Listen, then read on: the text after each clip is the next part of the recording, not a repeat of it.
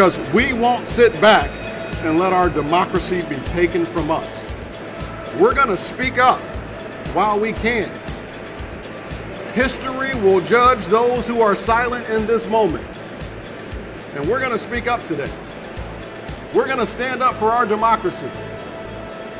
You think it's tyranny? Seriously? We sat here for 2 years under tyranny from your tyrannical governor when he shut down this state, when he abused children, when he destroyed our economy.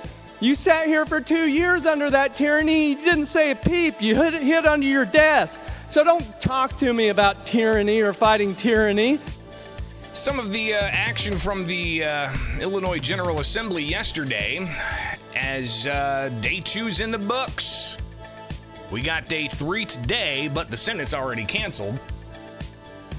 And the House will be in session. What are they going to tackle? What was talked about yesterday? It's Illinois in Focus Daily, where you can wake up and get the latest of what's going on with Illinois state governments. When they are in session, we are on the ground with the Center Square. So get the headlines in your inbox at thecentersquare.com. But again, wake up with us for Illinois in Focus. So yesterday was day 2. The power went out in the middle of the day. It was pretty wild. Right in the middle of floor debate, all of a sudden, I'm in an office with a bunch of monitors, writing, listening, editing, helping get stuff where it needs to go for affiliates and subscribers, and all of a sudden all the technology goes down. Laptop screens frozen. Those computers plugged into the walls off. Power went out, so even some battery backups for the entire Capitol building did kick in, but it was kind of dicey for some people. The elevator still worked, but the lighting was...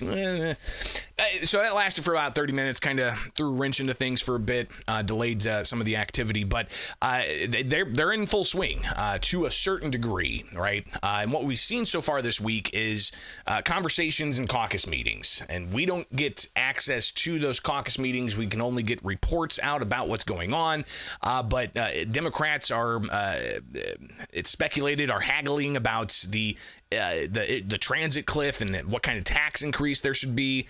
There's also the energy omnibus bill to prop up battery storage and wind and solar more, but that could add on costs, so people are apprehensive about joining onto that. So the Democrats have been caucusing a lot this week, and while the Illinois Senate has recessed until the end of the month for the final 3 days of fall veto session, the Illinois House is in session today, so we'll see what they have to say on the House floor, and we'll bring you that here with Illinois in Focus Friday morning. So be sure to like, subscribe, and hit that notification bell so you can wake up with us. But they started the day yesterday with a hearing about the Regional Transit Authority's fiscal cliff. Now, this is the issue where they were trying to pass in the spring session a $1.50 delivery tax on retail delivery. So if you got a pizza, it would have a $1.50 on it. If you bought a motorcycle from Amazon, it would have a $1.50 charge on it. So it didn't matter how much the issue or the retail delivery was coming to you, it would have added a $1.50 tax on it. And downstate politicians were like, no, we don't want to tax our people anymore, to bail out regional transit authority, mass transit, and mass transit was saying they had a $770 million fiscal cliff by the end of this year, and they were raving that issue up during spring session. But now the fiscal cliff has diminished. Here's just some of the back and forth during this House hearing about the fiscal cliff issue. Let me start by the 3-year projections on the fiscal cliff. 230 million, 834, 937. Are those numbers just shoring up and making the system healthy, or do they include any expansion, or are we just going to get it healthy and then we'll worry about expansion later? Unfortunately, this is the floor, certainly not the ceiling. This is baseline to maintain existing services that we have.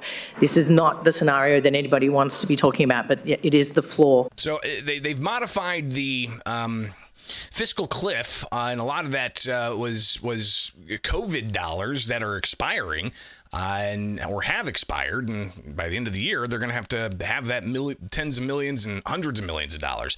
But you have State Representative Cam Buckner talking about the priorities of mass transit, and especially when they had a recent ad that they funded with $500,000 to urge the public to get legislators to give mass transit more money. I'll just echo the sentiments of my colleague and counterpart, Leader Delgado. I think a lot of what you're hearing from my colleagues here is that there's an extreme and unfortunate deficit of trust, right? And that has to be rebuilt. In fact, I would posit to you that the trust cliff is just as steep and just as abrupt as the fiscal one.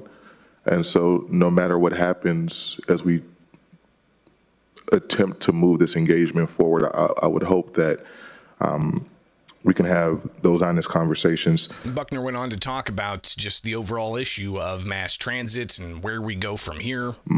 I'll just say I think it's, and I've been very clear on the record about this publicly, and I'll continue to say it here today. The best PR campaign for RTA and any other service agencies is reliable transit. It's not spending $500,000 to remind the General Assembly that you're running out of money. It's not, some people use the word coerce or cajole. I felt that it was a bullying effort, and I don't think it worked. I think the right thing for you all to do would have to be to come to us and have a conversation and continue some of these, I think, more robust and effective back and forths that we've had over the last couple of months. What happens with this issue, we don't know yet. The Senate, again, canceled today's session. The House is in session. Now, the Senate in May, they passed the transit omnibus bill with some regulations and reforms on mass transit with the tax increases included to pay for the fiscal cliff. The Senate passed that, so the ball's in the House's court. And what the House does next, we'll be watching. Of course, after today, they've got 3 full days scheduled. The last week of October, Tuesday, Wednesday, Thursday of that week, just before Halloween. So what's going to happen with the transit issue, not too sure. Another issue they've been talking a lot about is energy, and we'll see what they do with that as well. But Illinois House Speaker Emanuel Chris Welch, he held a news conference outside the Speaker's office yesterday with members of the Democratic caucus, and he laid out what they were going to do Tuesday and why they were going to be standing up to the Trump administration. But we're also going to talk about the state of our democracy, because people across Illinois are terrified that our democracy is slipping away. So we're going to go to the floor. We're going to start at noon, and we're going to present some resolutions today. We're going to condemn political violence in all forms, whether it comes from a gunman radicalized by the darkest corners of the internet or masked ICE agents. We're going to recognize that substantive due process is the only thing that separates a lawful detention from a kidnapping. And we're going to support the First Amendment rights that make all that possible. That's what we're going to do today, because we won't sit back and let our democracy be taken from us. We're going to speak up while we can. History will judge those who are silent in this moment. And we're going to speak up today. We're going to stand up for our democracy. And that's our plan for today. Again, the Speaker talking about what they were going to do Tuesday or Wednesday rather, and they laid out a bunch of different resolutions. But the Speaker was asked about other issues like energy costs and how that's going to be addressed. We're building consensus on a number of substantive issues that we hope to get done during this time that we are here. It's critical that we get things done to address important issues that are going on in this state. People want us to address affordability issues. What about the property tax issues? What about the gas tax issues? Highest property taxes in the nation, second highest gas taxes in the nation, highest gas taxes in the Midwest, and you got workers' comp costs for businesses and other things. You've got House Republican State Representative Brad Halbrook saying that there's been no conversation about how to ease the ongoing burden of what the Democrats' General Assembly have put on taxpayers in the state of Illinois over a decade. Yeah, so right on cue, the Democrats always go to it's always somebody else's fault. It's their bad policy that's driving the cost of living up, making all these things more difficult in the state of Illinois. They're doing nothing to address the high cost of living when it comes to property taxes, which we're now #1 in the state, gasoline taxes that we're now #2 in the state, some places #1. The energy costs are skyrocketing, doubling and tripling for consumers, homeowners, business people alike. The list goes on and on. Again, we've seen this movie before over and over again, and they do nothing to address the policy they've made that is driving these costs up.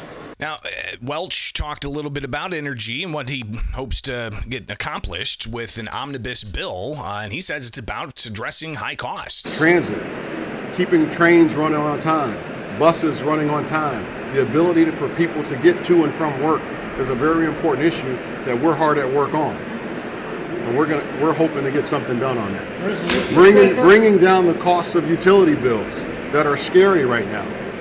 We're trying our best to get something done on that. And Halbrook says the best way to do something about it is to reverse course for Illinois policies. Yeah, so we just have to reform the policy, right? I mean, on energy, we have to rethink the CEJA and the bills that are being circulated this summer and fall have to be rethought. We've got to have the baseload generation of coal and natural gas. All the while, the majority party wants to phase that out. That's what's driving costs up.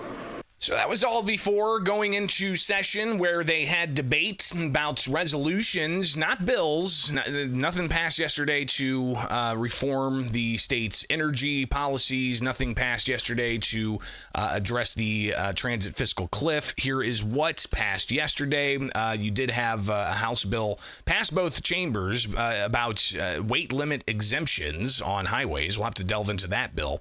But you have others, including, some that were moved to committees and such, and a whole host of other things. But you have resolutions that as well were adopted. For instance, you've got resolutions they debated with State Representative Avalar saying that due process is something that they're focused on, and criticizing the Trump administration's handling of immigration enforcement. Literally what we're talking about is due process. We're talking about upholding the Constitution. We are talking about something that when I was a community organizer, I said time and time again, which is that everybody in the United States has constitutional rights. And this resolution affirms that. So I request. So they were talking about due process, and it was in the middle of her presentation of her resolution where the power went out. And she had to come back and kind of reintroduce the measure. But, others were talking. We've heard the rhetoric. Trump is an authoritarian. We've heard the word tyrant being used in debate. Republican State Representative Blaine Wilhauer got up and saying, look in the mirror. Governor J.B. Pritzker has deliberately sowed seeds of chaos. He's promoted resistance to law enforcement. He's even now threatening to prosecute members of law enforcement just for doing their job. That's ridiculous, because that's the same law enforcement agents who have put their lives at risk, taking murderers, rapists, pedophiles, sex traffickers. That's all documented. They've taken those people off the streets in Chicago, and his disgusting cheerleading has emboldened, it's absolutely emboldened these anti-American agitators that he's got on the streets of Chicago, and has put them into direct conflict with law enforcement. And our own speaker, he's not innocent either. He stood on this floor and ranted and raged like a lunatic, yelling, fascism, fascism. Do you think it's any mistake that was written on a bullet that killed Charlie Kirk? It's that you want to talk about violent political rhetoric, there it is. And then he goes on social media and says, fight, fight, continue fighting. Who does he think that these people are fighting? You think it's tyranny? Seriously? We sat here for 2 years under tyranny from your tyrannical governor when he shut down this state, when he abused children, when he destroyed our economy. You sat here for 2 years under that tyranny. You didn't say a peep. You hid under your desk. So don't talk to me about tyranny or fighting tyranny. What you're fighting, when you're telling people to fight, your followers are fighting law enforcement. Will Hauer obviously making that impassioned speech just in the general theme of what he's heard from Democrats for, well, the past 9 months. Here is State Representative Amy Briel talking about another resolution. And again, these are just resolutions kind of like, this is the official position of the Illinois House. Resolutions essentially critical of the Trump administration. And in this one, it focused on the Department of Health and Human Services Secretary, RFK Jr., who has certain perspectives about all of these issues of public health and vaccines and such. But the representative said that what she's seen is dangerous. Trump and Kennedy's weaponization of misinformation and politicized science replace fact with fear, erode public trust, and ultimately tears down decades of work and progress for those of us with different disabilities. And the conversation went from the issue of those on the autism spectrum and the comments that have been recently made by RFK Jr. or the Tylenol issue that happened several weeks ago with the Trump administration putting out that warning for pregnant mothers and such, and a whole host of other things that RFK Jr. and the Make America Healthy Again campaign that he's pushed for are doing. So Democrats in Illinois pushing back against that with this resolution. But Republican State Representative Bill Hauer, who's also a medical doctor, he pushed back on this resolution and said, again, when you talk about weaponizing misinformation about health, he says, look back at the COVID. I lived through real weaponization of public health policy during COVID by the Biden administration, by the Pritzker administration. Lockdowns of businesses, small businesses, selected businesses, not every business. They centered on family businesses and small businesses in my district. Social distancing, there was no science around that, but we were forced to comply. Mask mandates in low-risk populations. Do you remember the chin straps our children wore for far too long? There was no science around that. But we were forced to comply, or our school boards were shut down. Vaccination mandates. My kids had vaccination passports. We had coerced compliance with vaccinations. You'd lose your job. Couldn't go to school. You couldn't travel. How many people were kicked out of our military? Thousands. Natural immunity was totally ignored. We forced churches to shut down. Police were outside churches. But somehow, magically, the protesters that were all out there in mass protests were fine, and they were protected from COVID. Oh, and the Biden administration tried to force vaccinations on 80 million people through OSHA. But the worst for me, the absolute worst, because I participated in it, is our hospitals and our nursing homes forced loved ones who were suffering and dying to die without their loved one, the person who loved them most, being beside them, to care for them and to touch them as they died. We can have an honest conversation about the politicization of health policy, but don't ignore the ultimate in weaponization of public health policy.